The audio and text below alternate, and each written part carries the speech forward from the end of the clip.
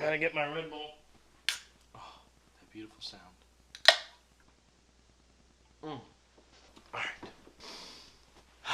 Hey guys, how's it going? It's Zach. Welcome to my channel, which is the Zach on My Dude channel. Today's video is going to be focusing on what made me get into filming in the first place, what started it all. For some of you, this outfit that I'm wearing may seem somewhat familiar. This is the outfit that I always used to do my silly little Zach stories, the Zach in the Attic videos. Yeah, that was a weird time for me. Anyway, you may be wondering where the hat is. I actually have the hat right here. Yeah, if you recognize this, man, you've seen it all. My phone. Just like in the old videos. Anyway, I'm going to take off the hat. My story for today is going to be how Zach got into filming. Or maybe I should say it as Zach. The beginning... No. How about Zach Francis, the story of a guy who became a film... No. Zach Francis, the journey through film. Let's call it that. Anyway, so it all started way back. God, what year did the Lord of the Rings movie come out? Let me see. Siri, what year did The Fellowship of the Ring come out? The Lord of the Rings, The Fellowship of the Ring was released December 19th, 2001. So on December 25th, my dad got me and my siblings The Lord of the Rings, Fellowship of the Ring DVD. Back when DVDs were like first coming out and everybody was freaking out about them. So we watched it and I fell in love with it. I just fell in love with the story, the characters. I just fell in love with it. And I was like, this is awesome. So I got really into the books. I was like, Dad, what is this from? And Dad's like, well, son, it's from a book called The Lord of the Rings. Dad, I got to read this. All right, well, let's go get you the books. So we went and got me the books. My dad made a deal that if I read the books before the movie, the next one came out, The Two Towers, he would take me to go see it. I read The Hobbit, The Fellowship of the Ring, and The Two Towers that year, I guess 2002, and I waited for the next movie to come out. So I got to go see Two Towers in theaters, and it was amazing. My dad was like, all right, same deal. When the next one comes out, if you've read the books, I'll take you to see it. 2003 or 2004 is when the Return of the King came out. I went to go see that, and I fell in love with this story. Lord of the Rings was my life. You don't understand. Lord of the Rings, I mean, I'm not as in-depth in it as Stephen Colbert, but I knew everything about those films. I mean, everything. You wanted to know who played Denethor? I could tell you that. John Noble. That's his name. I knew who played the orcs. I had a poster in my room of the entire cast list that I wrote out myself. That's how into it I was. Anyway, it was around all this time, or I guess around 2003 when I was 12 years old, that I found my parents' old video camera. And I was like, hey, let's make a movie. Me and my siblings with Rachel, Sarah, Abby, Mary, and well, Josh was really not there yet. We were just about to move to Alabama. And I had just met some of my best friends, Will and Thomas. We were really into the whole playing outdoors and stuff and like making stuff with wood and like it was awesome. We had so much fun. We used to make swords and shields out of wood and stuff like that to be like Lord of the Rings, to just play around. We moved to Alabama when I was 12 years old. They actually moved with us, Will and Thomas did, and I had this great idea. I was like, hey, let's make our own Lord of the Rings film. We decided to make a Lord of the Rings film, a kid's version of the trilogy. It took us 6 months to film this thing. But about the first 5 minutes of filming this thing in our backyard, the camera that I had found died.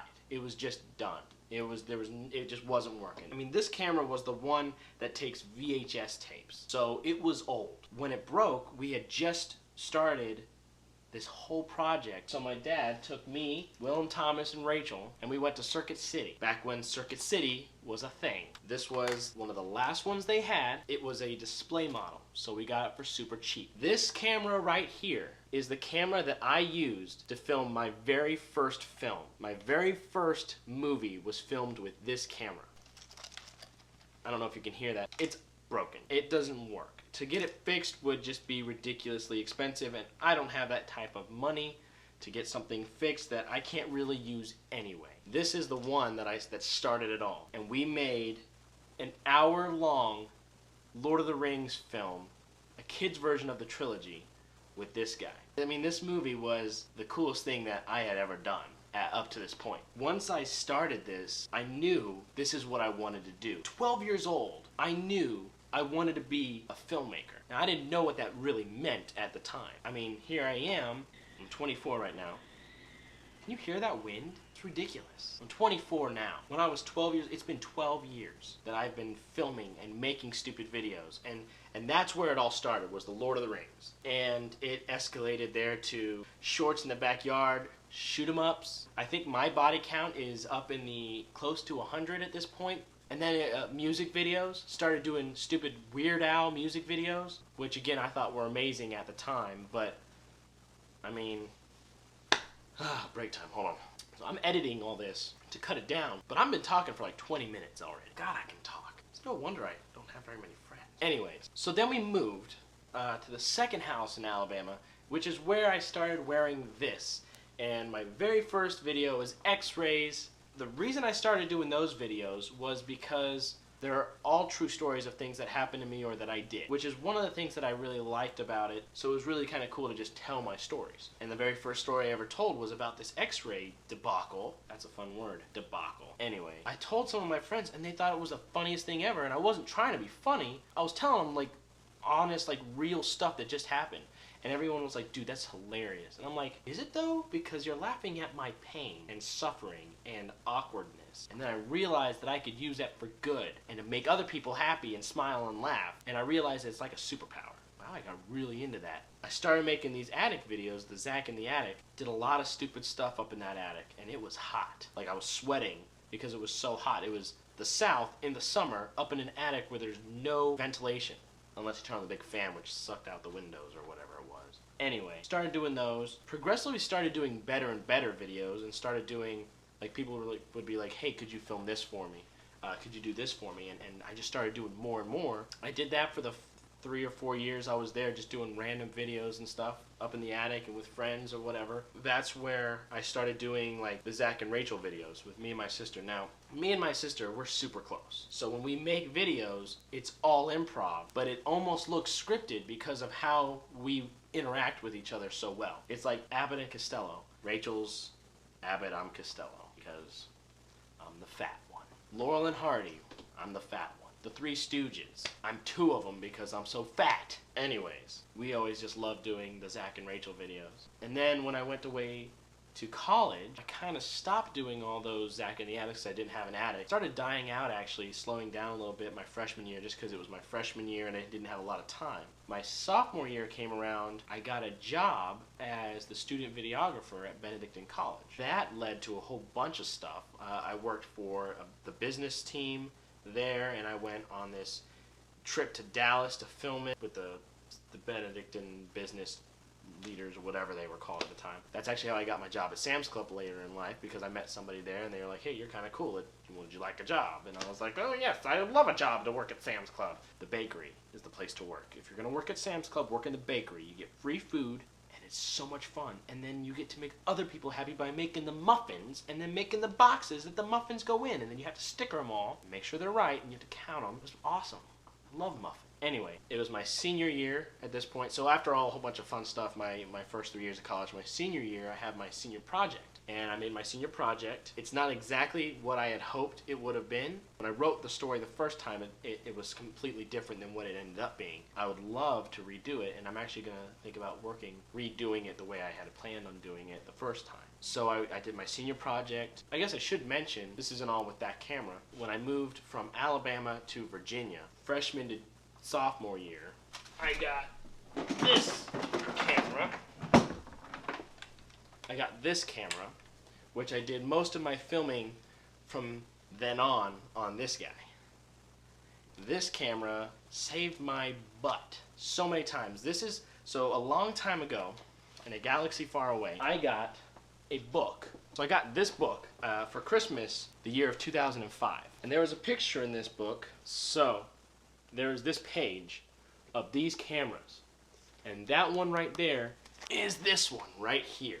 I wrote down somewhere, I had a notebook that went with this, and I don't know where that is now, but I said, that I was going to, I looked this up. This was the Canon XL2. But I said I was going to save up enough money to buy that someday. It was like 7 years later, when I moved to Virginia, I had enough money to buy that camera. With the help of my parents, I found one and I bought it. One of the best purchases I've ever made, to be quite honest with you. Anyway, so I finally got my camera, and now I'm using a different camera. I'm using the Canon 70D, and I love it. So once I graduated college, I started doing just a lot of fun stuff myself, just maybe with some friends. Started doing videos for contests. I actually did that for a Loot Crate contest, and I won. I won a lifetime supply of Loot Crate because of this video. December 31st, 2012, I started doing what's called my Zach Vlogs. And this was me basically doing a video of my day every day. I did this for all of 2013 and all of 2014. I stopped halfway through 2015 because my life got crazy. Now I'm starting it up again. So if you'd like to watch what happens in my daily life, which is boring as free boring. If you want to though, just subscribe to my Zach Vlogs and you can watch that. Here I am today in 2016, 12 years later from the very first time I knew I wanted to be a filmmaker. I am on my way. I am nowhere near the end by any means. I am still at the beginning. If this was a scale 0 to 10, and 10 was getting my dream, which is becoming a director and eventually someday winning an Oscar for Best Director, I'm still at 1. I have a lot of learning to do, and I have a lot of growing to do, and I have a lot of work to do to get to where I want to go. But I have come already so far from making that Lord of the Rings video. So, that has been Zach's journey through film. Since I was 11 years old, when I watched Lord of the Rings for the first time. And now I'm here. And I am applying and talking with people at Warner Brothers Studios and hoping that I get a job out there. That's so far from where I was, and that has been my journey through film. That's what I'm gonna call it. Zach's journey through film. A Zach Francis story. Somebody's gonna make a documentary about that someday. Probably not. I'm gonna end this video like I always do. Thanks for watching. Subscribe, and as always, cool beans.